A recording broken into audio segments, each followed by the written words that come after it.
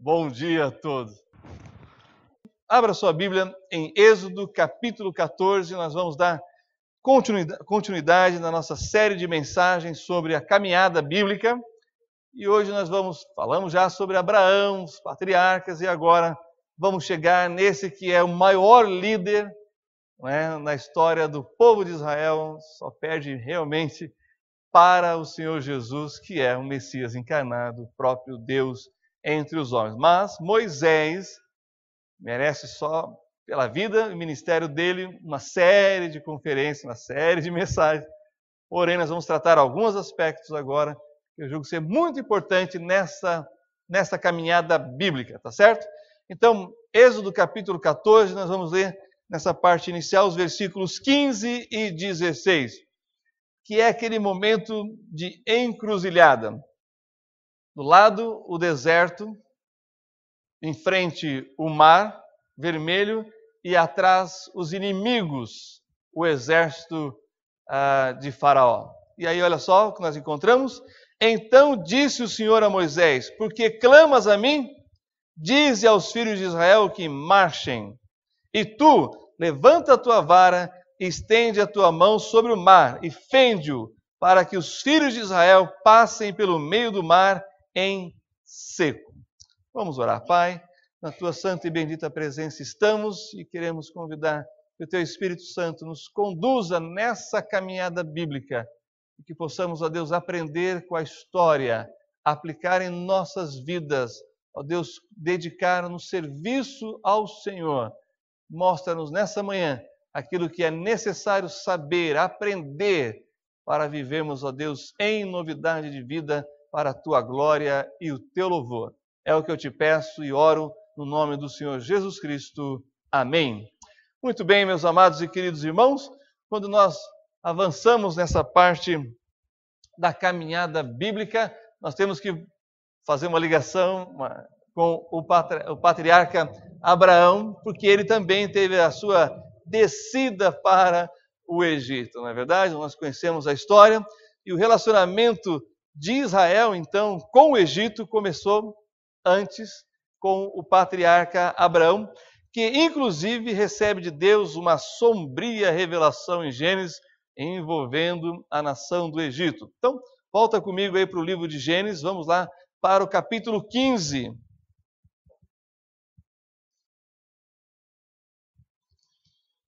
Capítulo 15, nós vamos ler os versículos 13 a 16. Gênesis, capítulo 15, 13 a 16, diz assim: então disse a Abrão: sabes de certo que peregrina será a tua descendência em terra alheia, e será reduzida à escravidão, e será afligida por 400 anos.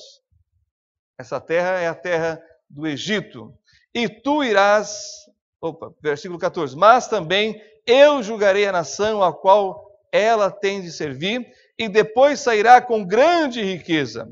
E tu irás a teus pais em paz, em boa velhice serás sepultado. Então, percebam que aqui nós temos uma referência da relação do povo de Israel na terra do Egito, e começa isso com o próprio patriarca Abraão.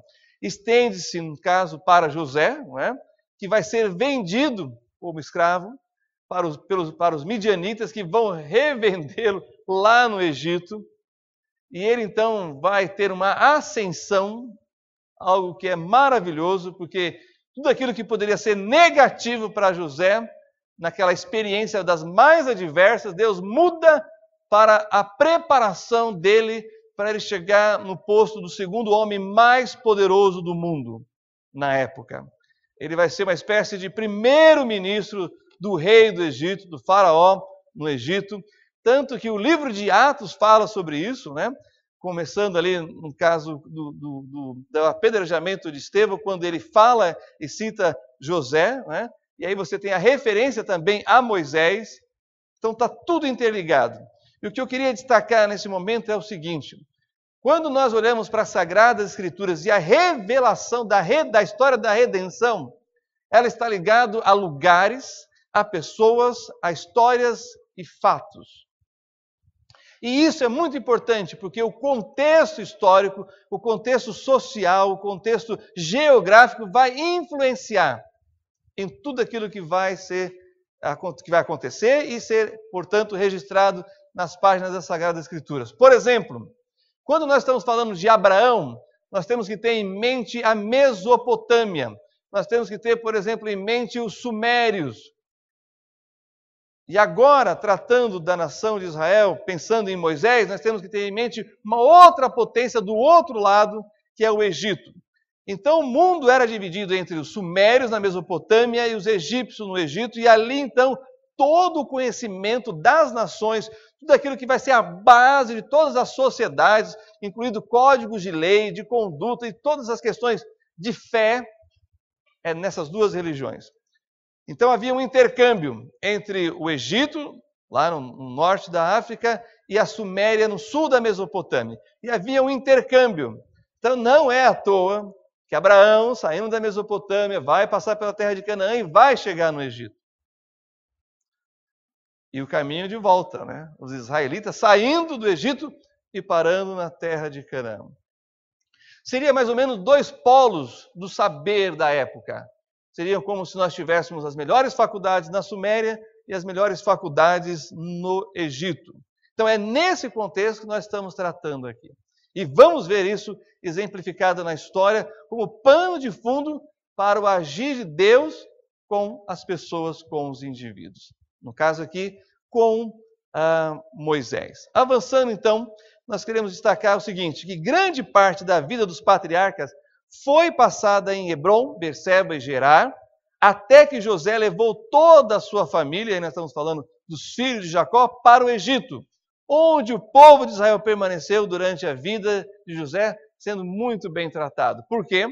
Porque Deus revelou para ele aquilo que era necessário saber para cuidar da sobrevivência, não só do Egito, mas das nações daquela região, porque veio uma fome de 7 anos sobre aquela região.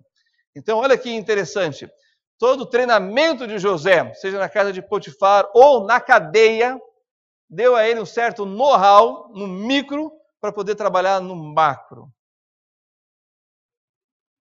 E José conseguiu fazer isso com grande êxito, que tornou a nação egípcia a nação mais poderosa ainda na época. Bem, outra coisa que a gente deve destacar é que é o seguinte, depois que ele morreu, então sim, sobe um novo rei no Egito que não conheceu a José. Em Êxodo capítulo 8, vamos até lá, nós temos essa informação. Êxodo capítulo 1, versículo 8. Diz assim: E levantou-se um novo rei sobre o Egito que não conhecera a José. Quando nós olhamos para a história, nós temos momentos em que há ascensão de povos estrangeiros dentro do próprio governo egípcio. Então é esses que são chamados que não conheciam a José.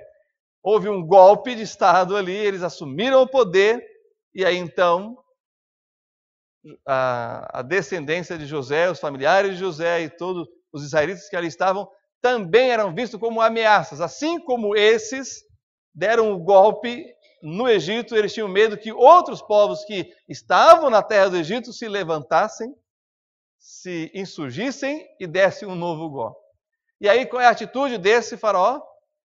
Massacrar todos os outros povos estrangeiros dentro do Egito para eliminar as ameaças. E foi o que aconteceu. Bem, é claro que quando nós olhamos para a história do povo de Israel, nós sabemos que Deus já tinha estabelecido uma aliança com eles.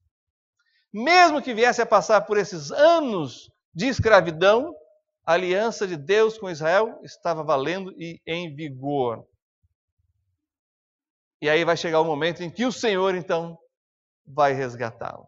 E segundo a história bíblica e dos achados arqueológicos, nós estamos falando no ano de 1400, aproximadamente 1490, em que o povo de Israel vai, antes de Cristo, que o povo vai sair do Egito. Tá bom? Então, só para a gente se contextualizar aqui na história. Bem, voltando um pouquinho mais o olhar para o Império Egípcio, né? que era já um império na época, o Egito sempre exerceu uma indescritível fascínio pelos historiadores. E, de fato, quando você vai para o Egito, em especial para o Cairo ou Alexandria, ou um outro lugar lá na parte mais ao sul, indo para o Sinai, é fascinante. Não só pelos achados arqueológicos, mas pelo registro de acontecimentos da história e também pelos povos que ali vivem de forma assim bem curiosa, né? E é muito errôneo dizer de forma primitiva, porque imagina, eles tinham conhecimento e com esse conhecimento eles tinham uma certa tecnologia que era suficiente para desenvolver tudo que eles precisavam. Eu fico pensando, imagina se com a tecnologia que nós temos hoje, se tivéssemos o conhecimento que eles tinham naquela época, a coisa seria muito mais avançada. Essa que é a verdade. Nós temos a tecnologia, mas nos falta muitas vezes o conhecimento que, já naquela época, esses dois polos, como eu mencionei, já tinham e tinham de sobra. É tão fascinante isso que, só para abrir um parênteses aqui, quando Alexandre o Grande conquista a Babilônia, ele decide ficar lá. Ou seja, o que ele encontrou lá que não tinha na Europa?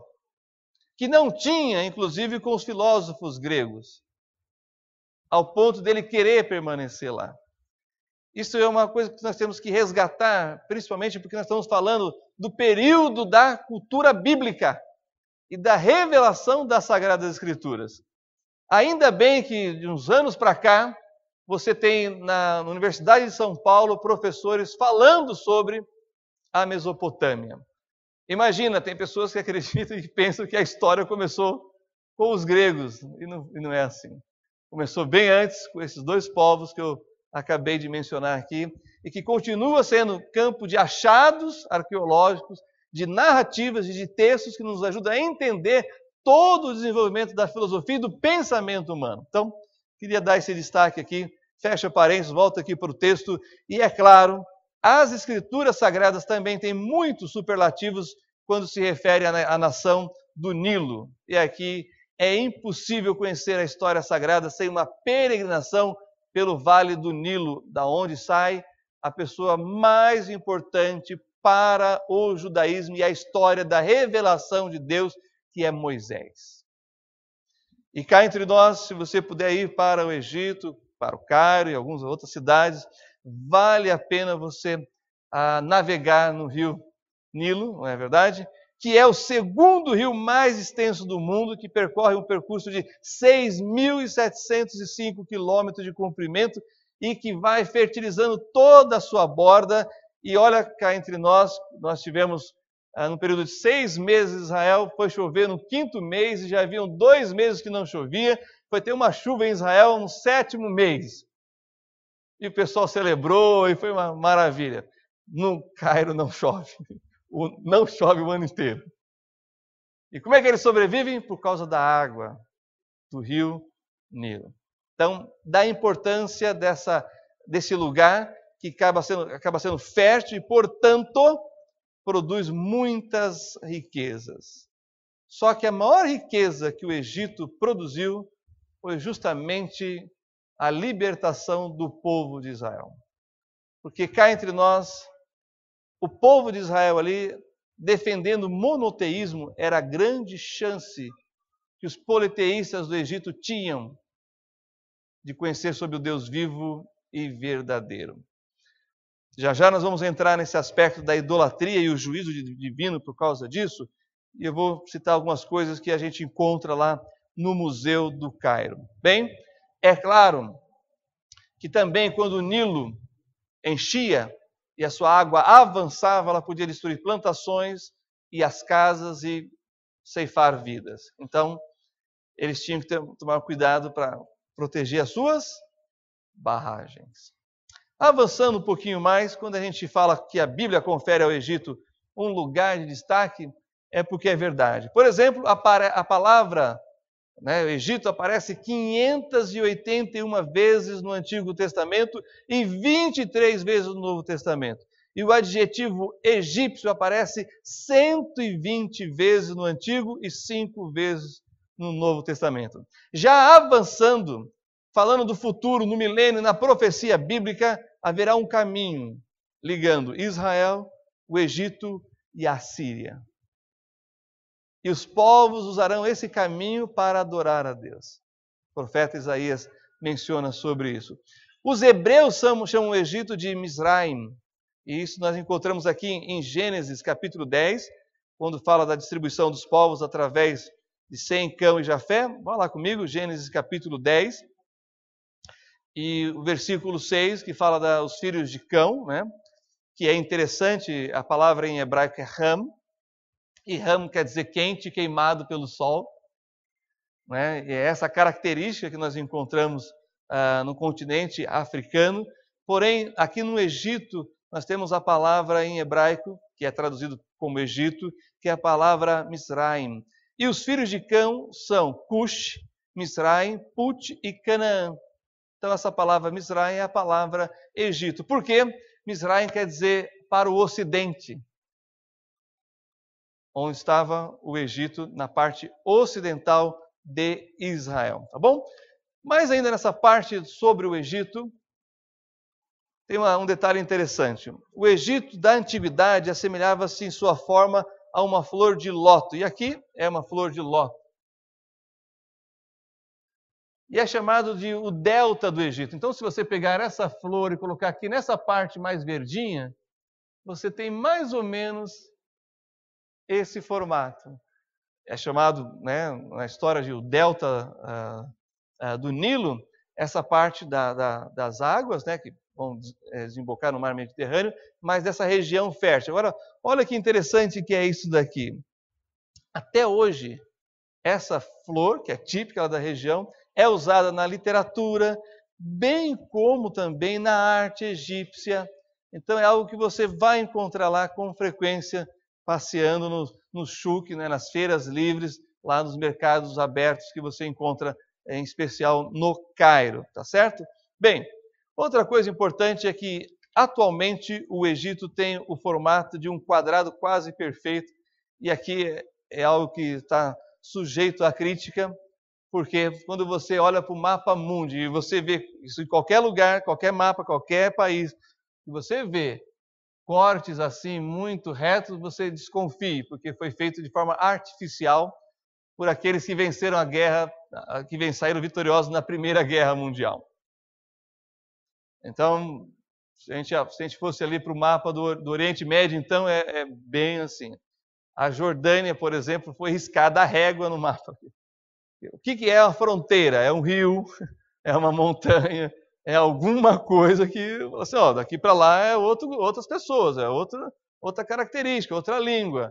Não, você pega no mapa mundi, tem alguns países que foram criados e artificialmente na régua mesmo, e aqui agora vai ser isso e aquilo. Só para entender um pouquinho da geopolítica dessa região aí, tá certo? E olha só que interessante, a divisa, né, do Egito, né, na atualidade, nós temos aí, está localizada no nordeste do continente africano, ao norte tem o mar Mediterrâneo, ao leste é Israel, a divisa, tá bom? E você tem ao sul o Sudão e ao oeste a Líbia. E olha que interessante, saindo ali da margem do Nilo, 96% de sua área são compostos por terras áridas. Então, percebam aí a dificuldade e por isso tanto a exaltação do Rio Nilo. Bem, também na área das várias ciências nós temos que reconhecer que desde as pirâmides até as conquistas tecnológicas de seus antigos cientistas foram eles inigualáveis, haja vista que os arquitetos, os engenheiros modernos ainda não descobriram, continua sendo um mistério a construção das pirâmides.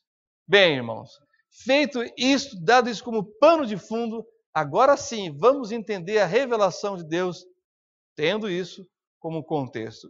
E aí, a parte espiritual que nos interessa de uma forma mais especial. O êxodo é o que nós vamos falar. O que quer dizer êxodo? Saída. É o que significa a palavra êxodo. saída. A saída da escravidão do Egito para a liberdade, para uma nova vida em Canaã. E olha só o que nós temos aqui, Êxodo capítulo 12, abra comigo, versículo 12, esse é o versículo chave do livro de Êxodo. Êxodo capítulo 12, 12, Deus falando, diz assim: E eu passarei pela terra do Egito esta noite, e ferirei todo o primogênito na terra do Egito, desde os homens até aos animais, e em todos os deuses do Egito farei juízos. Eu sou o Senhor.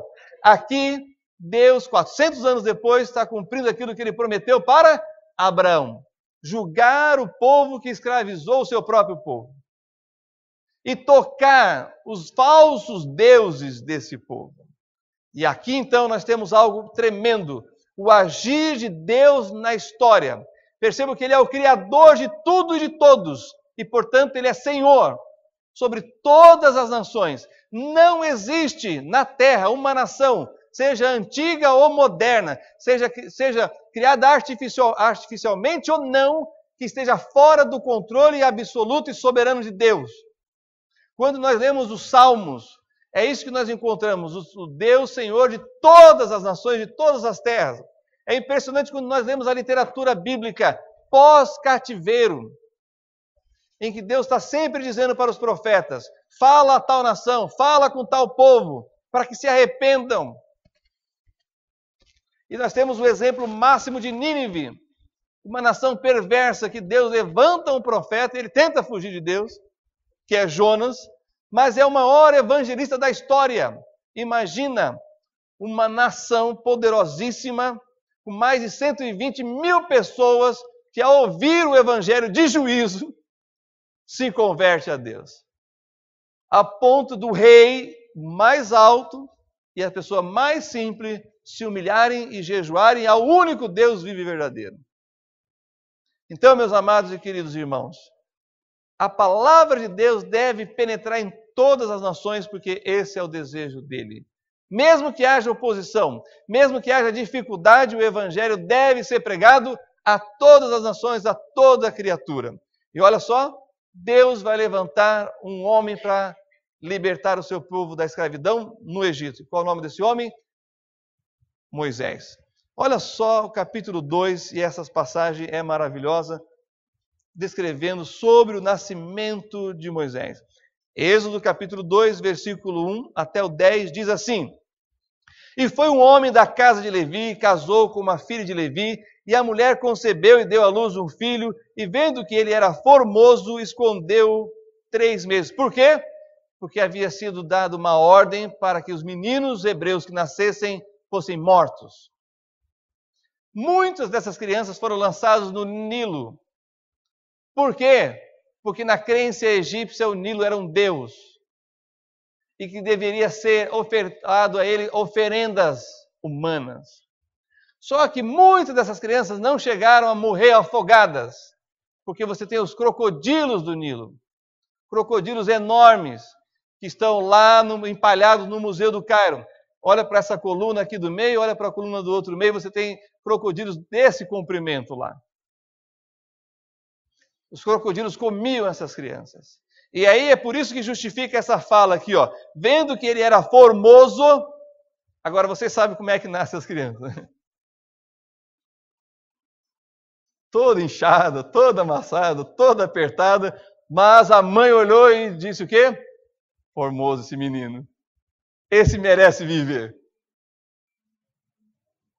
É lindo isso. 3 meses foi escondido. E aí continua o texto: não podendo, porém, mais escondê-lo, tomou uma arca de juncos e a revestiu com barro e betume, e pondo nela o menino, a pôs nos juncos à margem do rio. Isso aqui é uma sabedoria que só a adversidade pode produzir.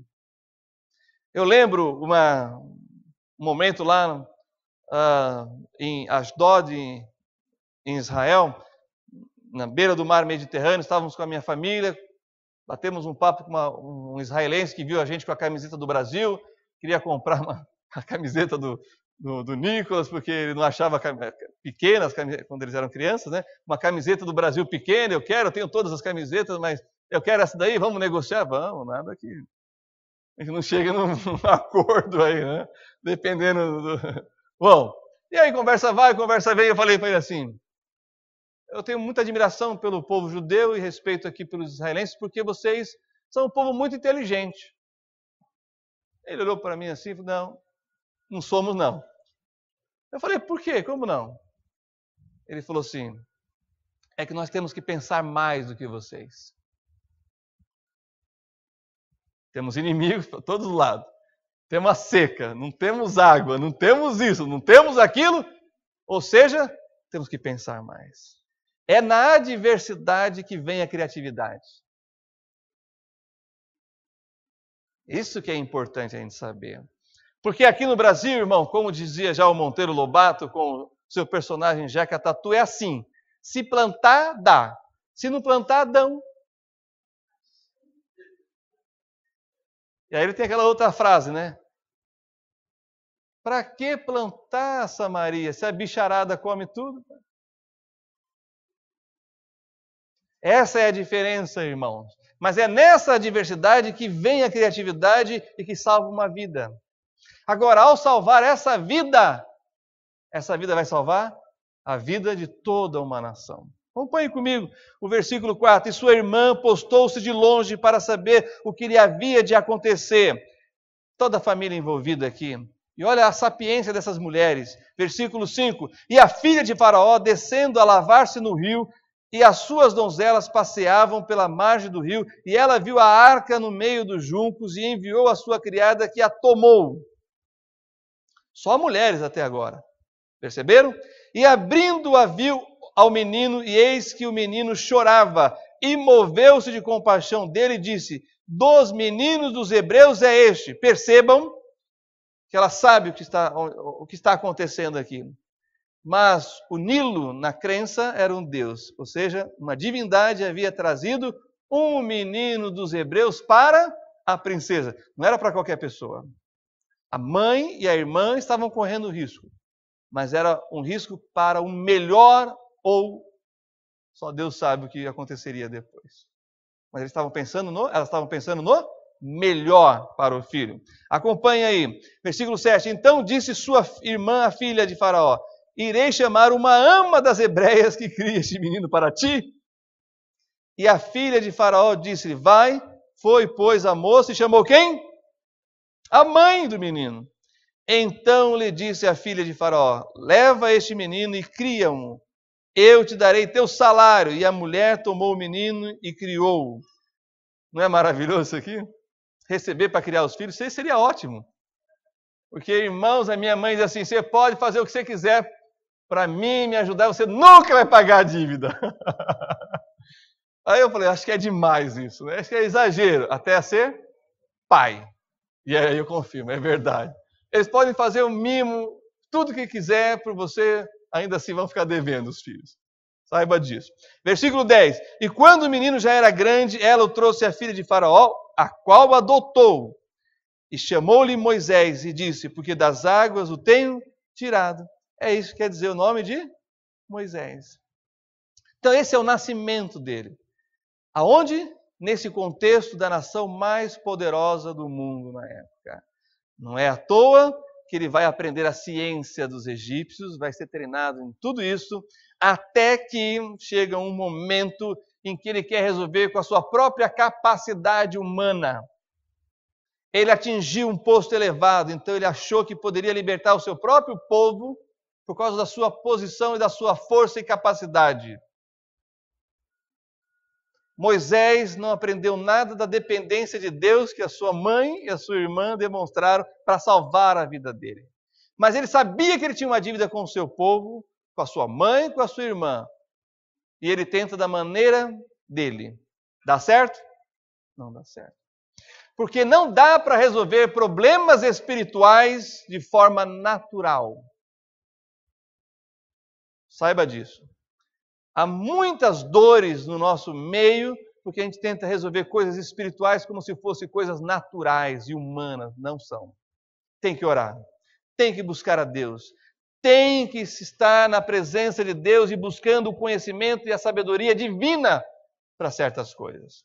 Não é um domínio de uma técnica que vai resolver, embora seja importante muitas vezes, mas é a questão espiritual que vai ser definitiva na sua vida. Seja na sua vida profissional, na sua vida sentimental, seja na sua vida familiar, seja em qualquer área.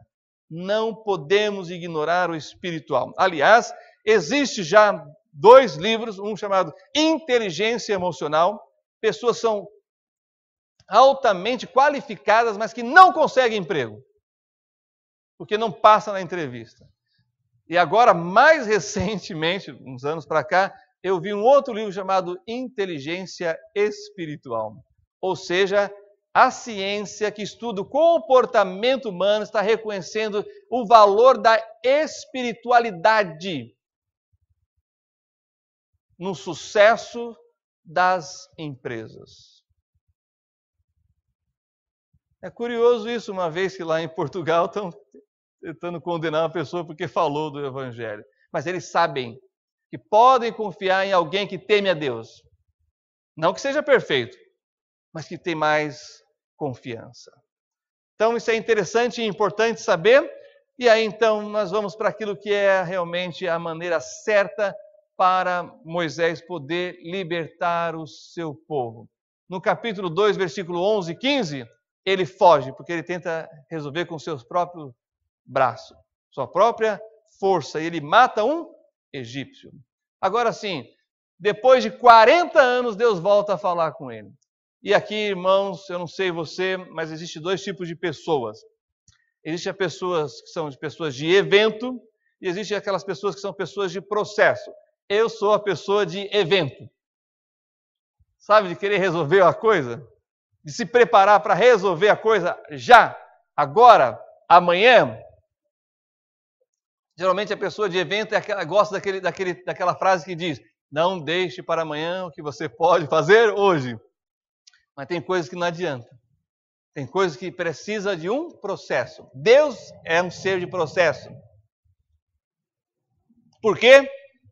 Porque Moisés quis resolver de uma vez e não conseguiu. Deus precisou trabalhar com ele quanto tempo? 40 anos. Já parou para pensar nisso? Talvez as coisas que você almeja hoje vão levar 5 anos para acontecer, 10 anos para acontecer, 15 anos. Mas comece, porque o processo vai garantir que quando chegar a hora e o momento, você não coloque as mãos, os pés pelas mãos e tenha vitória e seja bem sucedido. E aí nós temos o chamado de Moisés 40 anos depois, ele já tinha esquecido de tudo, ele um fugitivo. Olha só o capítulo 3 aí, versículo 11, olha que nós, versículo 1, olha o que nós encontramos. E apacentava Moisés o rebanho de Jetro, seu sogro, sacerdote em Midian, e levou o rebanho atrás do deserto e chegou ao monte de Deus, a Horebe. Então ele deixa a universidade para cuidar de gado, de caprinos, dos bodes, das ovelhas, ou os bichinhos doidos que são esses bichinhos. Eu não sei, quem já esteve no sertão nordestino, na Bahia, lidar com esses bichos é muito interessante. Eu já estive e levei um susto tremendo. Estava num lugar bem afastado, no sertão mesmo, sem energia, sem nada, aquelas casas feitas de barro, e você tem que abaixar para poder entrar, porque as pessoas são estatura menor, e estou lá e vamos orar, e vamos dar as mãos para orar, e não é que me passa um cabrito na sala, e atrás de um outro cabrito, eles levam um susto daquilo, e eles vão soltando aquelas bolinhas atrás. Então imagina, um homem dos palácios agora tendo que cuidar, é o Deus de processo. Será que Deus precisa fazer isso com você para você aprender alguma coisa? Aceite.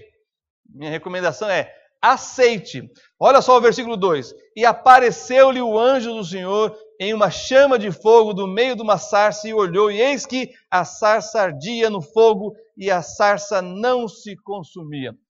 Essa aqui é uma artista mais de Hollywood, né? Tentando descrever. Como isso? Não dá. Agora, o que é uma sarça lá? Eu já estive debaixo de uma sarça, porque a sarça não é alta, mas ela produz uma sombrinha. Agora, o que é uma sarça de verdade? É isso aí. Ó. É isso que ele viu. Um fogo sem se consumir. E cá entre nós é a coisa mais fácil a se consumir, porque o calor lá é 50 graus. Se pega sequinho o graveto, mas consome. O que ele estava vendo é uma sarça como essa que não se consumia. Estão entendendo? E o que Deus faz? Chama ele. Ele tenta negar o chamado de Deus. Ele tenta recusar. E ele fala assim, olha, se o senhor tem que mandar, manda outro, não eu. Por quê? Lembra da frustração da primeira? Deus é o Deus da segunda chance também, num sucesso para a sua vida. 40 anos depois, ele estava preparado para atingir o ápice na vida. Será que Deus está tratando alguma coisa com você? E olha só, irmãos, voltando para o texto de Êxodo 12.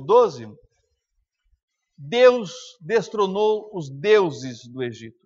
Aquelas 10 pragas era uma para cada falso deus. A primeira praga que nós temos é o Nilo se transformando em sangue. Deus fere o falso deus da natureza, da criação. E mostra que é apenas criatura, nada mais. O segundo, nós temos as rãs. Você sabia que a rã era sagrada no Egito? A vaca não é na Índia? A rã era sagrada no Egito. Olha só, o terceiro são os piolhos, né?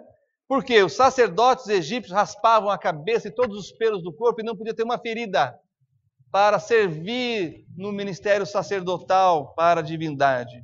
Agora imagina coçando a cabeça com piolho e fazendo ferida, eles não poderiam ministrar no santuário. Eu tenho trauma com esse negócio de piolho, principalmente com aquele negocinho branco que colocava na cabeça, como é que chama aquilo? Hã? O nome daquele pozinho branco que as mães compravam e jogavam na cabeça, depois enrolavam uma fralda. Qual é o nome? Hã?